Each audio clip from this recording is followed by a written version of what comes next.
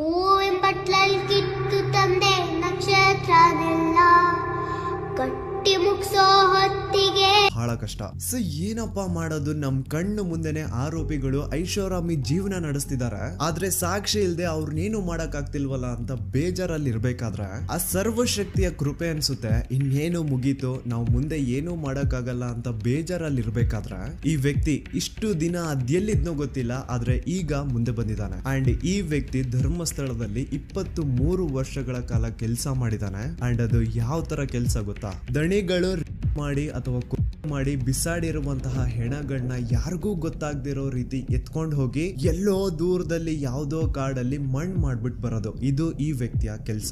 ಒಂದ್ ಅಂದಾಜು ಪ್ರಕಾರ ಈ ವ್ಯಕ್ತಿ ತನ್ನ 20 ಇಯರ್ಸ್ ಆಫ್ ಸರ್ವಿಸ್ ಅಲ್ಲಿ ಸುಮಾರು 1,000ಕ್ಕಿಂತ ಹೆಚ್ಚು ಹೆಣಗಳನ್ನ ಧರ್ಮಸ್ಥಳದ ಸುತ್ತಮುತ್ತ ಪ್ರದೇಶದಲ್ಲಿ ಅಕ್ರಮವಾಗಿ ಮಣ್ಣು ಮಾಡಿದಾನೆ. ಅಂಡ್ ಆ ಹೆಣಗಳನ್ನ ಎಲ್ಲೆಲ್ಲಿ ಮಣ್ಣು ಮಾಡಿದಾನೆ ಅನ್ನುವಂತಹ ವಿಷಯ ಇವ್ನೊಬ್ನಿಗೆ ಬಿಟ್ರೆ ಇನ್ ಯಾರಿಗೂ ಗೊತ್ತಿಲ್ಲ. And now he is ready to take out all those bodies because ಈಗ ಈತನ್ಗೆ ಮನ್ಸಲ್ಲೇ ಭಯ ಸ್ಟಾರ್ಟ್. ಒಬ್ಬ ರೂಮ್ ಬಾಯ್ ಆಗಿ ಇಷ್ಟು ನಿಯತ್ತಾಗಿ ಅಷ್ಟು ವರ್ಷಗಳ ಕಾಲ ಕೆಲಸ ಮಾಡ್ಕೊಂಡು ಬಂದಂತಹ ಆ ರವಿ ಪೂಜಾರಿನೇ ಇವರು ಉಳಿಸಿಲ್ಲ. ಇನ್ನು ನನ್ನ ಬಿಡ್ತಾರ, ನಾನ್ ಬೇರೆ ಇವ್ರು ಮಾಡಿರುವಂತಹ ಕೊಲೆಗಳನ್ನೆಲ್ಲ ಎತ್ಕೊಂಡು ಹೋಗಿ ಮಣ್ಣು ಮಾಡಿ ಬಂದವನು, ನಾನ್ ಎಲ್ಲಾದ್ರೂ ಇನ್ ಫ್ಯೂಚರ್ ಯಾರ ಮುಂದೆ ಆದ್ರೂ ಬಾಯಿ ಬಿಟ್ಬಿಡ್ತೀನೇನೋ ಅಂತ ನನ್ನ ಇವತ್ತಿಲ್ಲ ನಾಳೆ ಮುಗಿಸ್ತಾರೆ. ಈ ತರ ಒಂದು ಭಯ ಭೀಮನ ಮನ್ಸಲ್ಲಿ ಸ್ಟಾರ್ಟ್ ಆಗಿ ಭೀಮ ತನ್ನ ಇಡೀ ಕುಟುಂಬನ ಕರ್ಕೊಂಡು ಹಿಂದೆ ಒಂದೂ ಸುಳಿವು ಬಿಡದೆ ಬೇರೆ ರಾಜ್ಯಕ್ಕೆ ಓಡಿ ಹೋಗ್ತಾನೆ.